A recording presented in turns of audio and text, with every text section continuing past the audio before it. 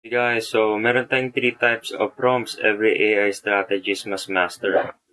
So, bago kayo pumunta sa ChatGPT, kailangan mo alamin tong three types of prompts para maging AI strategies at mas malaki yung bayad sa'yo ng mga kliyente mo. So, tamang type equals mas mabilis, accurate outputs. Wrong type, sabog o generic results. Parang gamit sa kusina, hindi lahat ulam lulutuin mo gamit rice cooker. Malinaw? Ngayon, meron tayong instructional prompts. Meron tayong direct commands na may clear goal. Tapos, ito yung first type ha. So, para siyang diretso. Best for structured, factual step-by-step na sagot. So, example, list 5 healthy snacks and explain bakit. Or top 5 kung bakit guwapo ang coach nyo. So, ito yung type. Okay? Tapos, ang pwede yung pang list format itong instructional. So, let's say example, 5 Pinoy breakfast ideas. Ang result, bibigyan ka ng number that organize one or instructional eh. Tapos yung type is explain format. Explain Bitcoin sa Lola. So simple and clear. Step by step.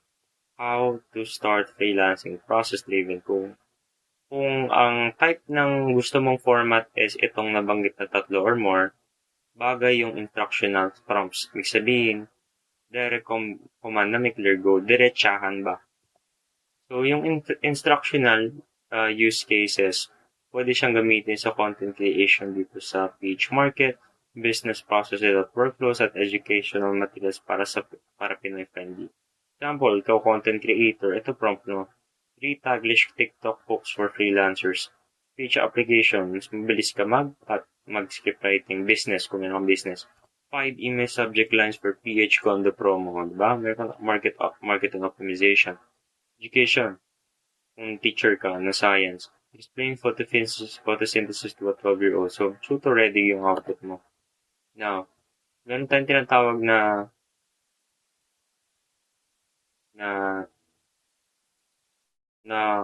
open versus closed prompt. So, yung open-ended na prompt, kapag magta-type ka sa ChatGPT, ano siya, pwede maging creative yung generation ni ChatGPT. Pwede maging mahaba, long idea generation, etc. Pero kung napaka-diretsyon ng tao, ano to ChatGPT, yun ang sasagutin niya. Yun yung close-ended prompt. So, for example, sinabi mo sa PH, no, in the Philippine context na example. 3 ways freelancers double income using AI versus minimum wage sa NCR. Of course, sasabihin niya 500 pesos lang. Pero kung itong 3 ways, sa GTP yung mag-generate na mas mahaba niyan kasi open-ended eh. So, open-ended, malawak na maraming pwedeng sagot. Close-ended, diretsahan lang. Ilang taon ka na, di ba? Close-ended yun. So, the purpose, pwede siya pang brainstorming, pwedeng pang generate ng viral TikTok, ang result, multiple ideas na strategies. Ang close-ended, bagay siya kung yung purpose mo is facts, specific data na kukuha ka. Like, kunyari, magkano YouTube ad cost.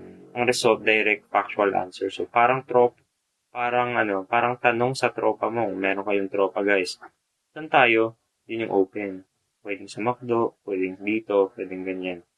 Kung nagtanong ka, Jollibee o McDo? Isa lang pwedeng sagot yan. Hindi ka pwedeng maglagay ng mga inasal dyan. So, ang pro tip dito sa open and close. Open, pwede siya brainstorming, close, facts, or automation. Pero, mas maganda din mastering both para depende sa client needs.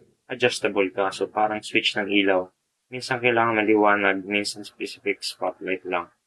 So, meron tayong multi-turn prompts. Parang chapter-defined sagot, step by step, from general detail to PH specific. So, pwede ka mag-start from general prompt. Okay? Parang maraming pwedeng sagot. Tapos, kapag nag-generate na si ChatGPT, doon ka na pwede maging detalyado.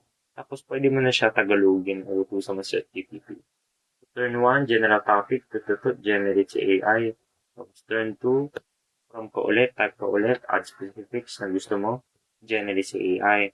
Tapos, gawin na siyang PH context kung Filipino freelancer, businessman ka, or target mo mga Filipino. Tapos goal mo is to market to the Filipinos. So parang video session. Una kanta, tapos request ng tono, tapos dagdag chorus.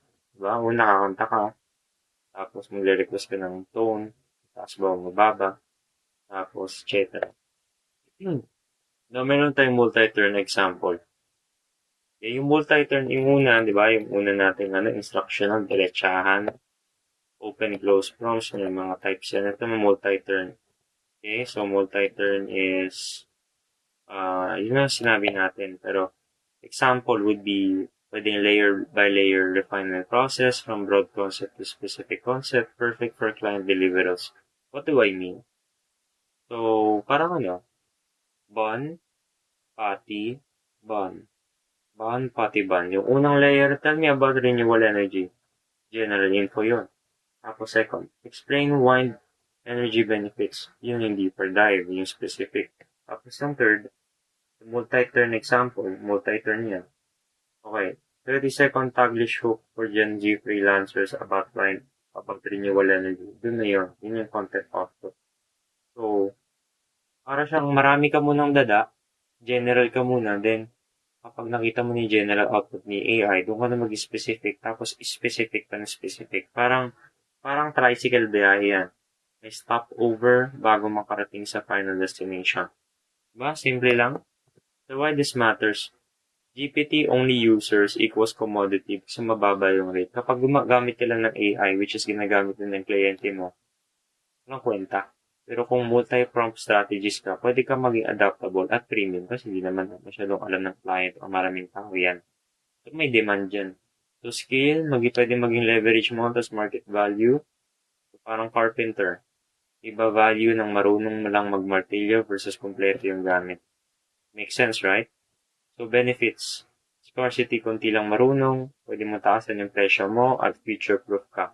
Parang driver na marunong manual at automatic. Laging may trabaho. Diba? So one-liner, prompt mastery equals knowing which type, when to use, and how to optimize it. Result equals faster, smarter, and higher ROI sa'yo. At skill set is pang premium strategies. So I want to invite you to community. Link in the description below if you want to learn deeper about master prompts and apply freelancing content in business workflows. Thank you very much. See you in the next video.